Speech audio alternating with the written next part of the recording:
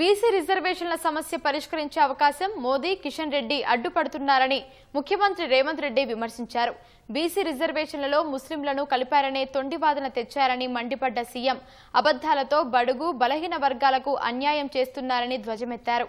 రవీంద్ర భారతి సర్దార్ సర్వాయి పాపన్న గౌడ్ జయంతి కార్యక్రమంలో పాల్గొన్న సీఎం దేశంలో ఏ రాష్ట్రం చేయని విధంగా కులగణన సర్వే చేశామని వెల్లడించారు. కులగణన సర్వేలో తప్పులుంటే చూపాలని రాజకీయ పార్టీలకు శాసనసభ వేదికగా సవాల్ విసిరినట్లు వెల్లడించారు. అంతకుముందు ట్యాంక్ బండ్ వద్ద సర్దార్ సర్వాయి పాపన్న విగ్రహం ఏర్పాటు కోసం శంకుస్థాపన చేశారు.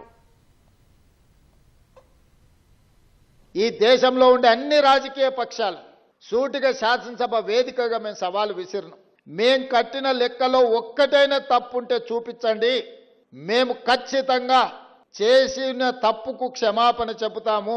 కానీ మేము చేసింది 100% కరెక్టు. మీ రాజకీయ ప్రయోజనానికి ఈ కులగణనను తప్పు పట్టకండి. ఒకవేళ మేము చేసిన కులగణనను తప్పు పడితే మా లెక్కలను మీరు వక్రీకరిస్తే మళ్ళీ రాబోయే 100 సంవత్సరాల వరకు ఈ బహుజనులకు న్యాయం జరగదు. ఇవాళ విద్యా ఉద్యోగ అవకాశాలలో 42% రిజర్వేషన్, స్థానిక సంస్థల్లో 42% రిజర్వేషన్ బలహీన వర్గాలకు ఇచ్చే బిల్లులు రాష్ట్రపతి గారి దగ్గరనే ఉన్నాయి.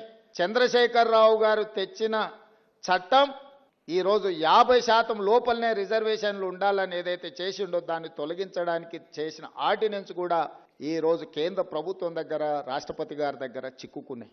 ఇవాళ మేము వాటి గురించి మాట్లాడి వాటి గురించి చర్చించి ఇక వీళ్ళు వినడం లేదు, వీళ్ళతోని కొట్లాడాల్సిందే అని ఢిల్లీ జంతర్ మంతర్ దగ్గర పెద్ద ఎత్తున ధర్నా చేసినాం. మొత్తం మంత్రివర్గము, పార్లమెంట్ సభ్యులు, శాసనమండలి సభ్యులు, శాసనసభ్యులు, సంఘాల నాయకులందరూ కూడా అక్కడికి వచ్చి వేలాది మంది రోజు మొత్తం ధర్నా చేస్తే దేశంలో వివిధ రాష్ట్రాలకు సంబంధించిన 100 మంది పార్లమెంట్ సభ్యులు, ముఖ్యంగా తమిళనాడు నుంచి, మహారాష్ట్ర నుంచి, బీహార్ నుంచి, ఉత్తరప్రదేశ్ నుంచి వివిధ రాష్ట్రాలకు సంబంధించిన పార్లమెంట్ సభ్యులు అందరూ కూడా మేము అండగా నిలబడతాం, మీ న్యాయమైన కోరిక సాధించడానికి మేము సహకరిస్తామని వాళ్ళందరూ కూడా అక్కడికి వచ్చి మనకు మద్దతు పలకడం జరిగింది.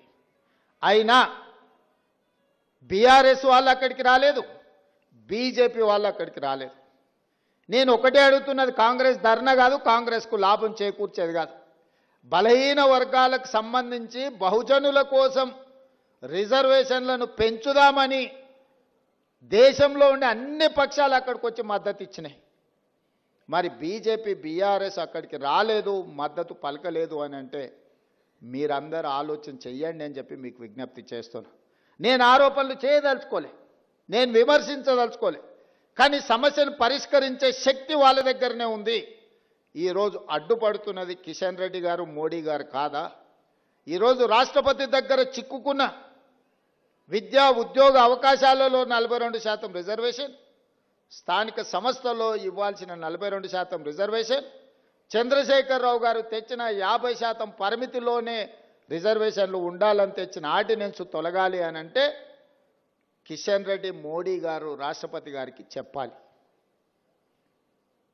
అడ్డంపడే మీరు తొండివాదన మొండివాదన చేస్తున్నారు.